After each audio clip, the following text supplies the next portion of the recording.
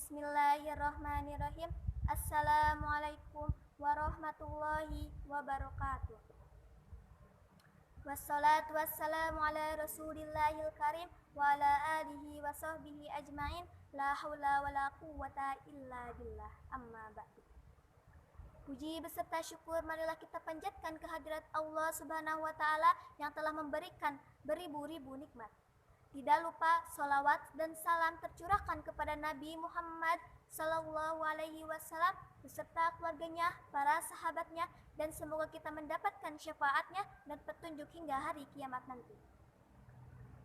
Sahabat seiman, alhamdulillah hari-hari ini kita telah memasuki hari-hari di bulan suci Ramadan.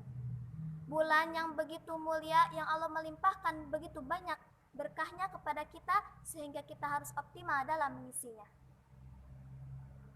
Sahabat seiman, dalam sebuah hadis Bukhari dan Muslim, Rasulullah sallallahu alaihi wasallam bersabda, "La yazalun nasu bi khairin ma ajjalu fitrah," yang artinya manusia senantiasa mendapatkan kebaikan selama mereka menyegerakan berbuka puasa. Sedangkan dalam hadis At-Tirmidzi, Rasulullah sallallahu alaihi wasallam bersabda bahwa Allah Subhanahu wa taala berfirman, "Ahabba ibadi alayya ma'ajalu fitrah," yang artinya hamba yang paling aku cintai di antara hamba-hambaku adalah mereka yang menyegerakan berbuka puasa.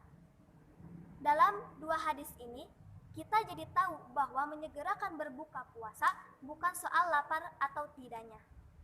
Karena sebagian dari kita berpikir bahwa kita tidak harus terburu-buru dalam berbuka puasa, apalagi kalau kita sedang di jalan, sedang terkena macet.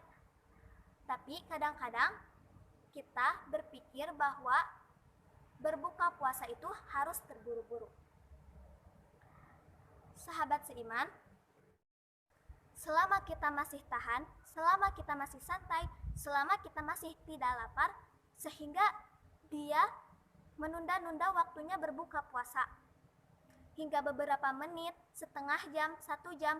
Nah, padahal dalam hadis yang telah saya sampaikan tadi, kita sadar ternyata berbuka puasa itu bukan hanya soal laparnya saja, tapi kebaikan-kebaikan yang telah Allah simpan di dalamnya.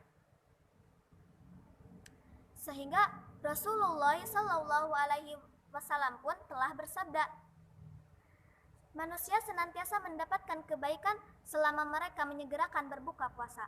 Dan Allah pun berfirman, hamba yang paling aku cintai di antara hamba-hambaku adalah mereka yang menyegerakan berbuka puasa.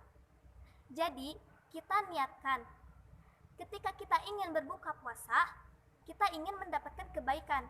Baik kebaikan yang bentuknya dunia, maupun kebaikan yang bentuknya rasa cinta kita kepada Allah Subhanahu wa ta'ala. Coba kita rasakan bahwa Allah itu sayang kepada kita, bahwa Allah itu cinta kepada kita. Allah itu suka melihat hambanya yang berbuka puasa bukan karena lapar saja, karena ketaatannya kepada Allah Subhanahu wa ta'ala. Sehingga Allah pun sayang kepada hambanya yang berbuka, ingin mendapatkan cinta Allah dan ingin mendapatkan kebaikan-kebaikan di sisi Allah Subhanahu wa ta'ala. Itu poin pertama, keindahan berbuka puasa. Kemudian poin yang kedua, kita sunahkan ketika kita ingin berbuka puasa, kita harus dengan suasana yang berbahagia. Karena Rasulullah sallallahu alaihi wasallam pun bersabda, ada dua kebahagiaan orang yang berpuasa. Yang pertama, kebahagiaan saat berbuka puasa. Yang kedua, kebahagiaan saat kelak dia akan bertemu dengan Allah Subhanahu wa ta'ala.